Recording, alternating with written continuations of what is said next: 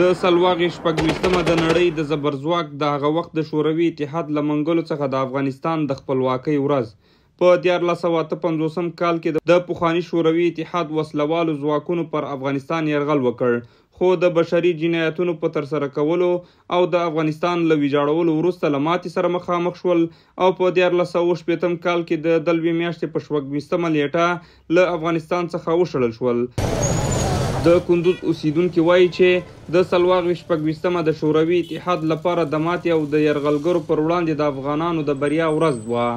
26 دلو یک روزی است که روسا در افغانستان شرمسار شدن، خیستن رفتن از افغانستان، چون یک اجنبی بودن که به اثر آمدنشان در سال 1353 مخربات از خود داشتن و مردم افغانستان بیچاره کردن و مردم افغانستان مجاهد پرور بود. پوزی روسا در خاک مالید. وقتی که روسا تجاوز کردن چقدر قتل عام صورت گرفت و چقدر بدبختی ها و چقدر خرابی هایی که در افغانستان شد و از روزها ماند و بعد از او بالاخره امریکایی ها آمدن، از امریکایی ها چقدر بدبختی و چقدر یتیم چقدر بمبارد کردن، خب مردمای مظلوم بیچاره ما را کشتن. له بلې خوا د کندوز سیمهیز چارواکي وایي چې شوروي پوځیانو په افغانستان کې په خپل یرغل سره هغه څه کړي چې غوښتل یې. په ورته وخت کې دوی د روسانو یرغل د افغانستان د تباهۍ، د زیربناو تخریب او د هیواد د زرګونو هیوادوالو د شهادت پیل ګڼي.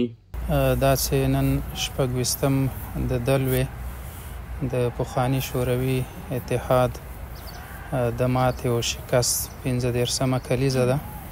د کندوز رهبری د افغانستان اسلامي امارت مسؤلینو او مجاهدینو او غیورو ولسونو ته د دغه ویاړلې ورځې مبارکي وایي. د سلواغې شپږویشتمه نیټه په افغانستان کې په داسې حال کې لمانځل کیږي چې افغانانو په خپلو لاسونو درې یرغلګرو زبرځواکونو ته ماته ورکړې او د تاریخ په پاڼو کې خپل نوم ثبت کړی دی.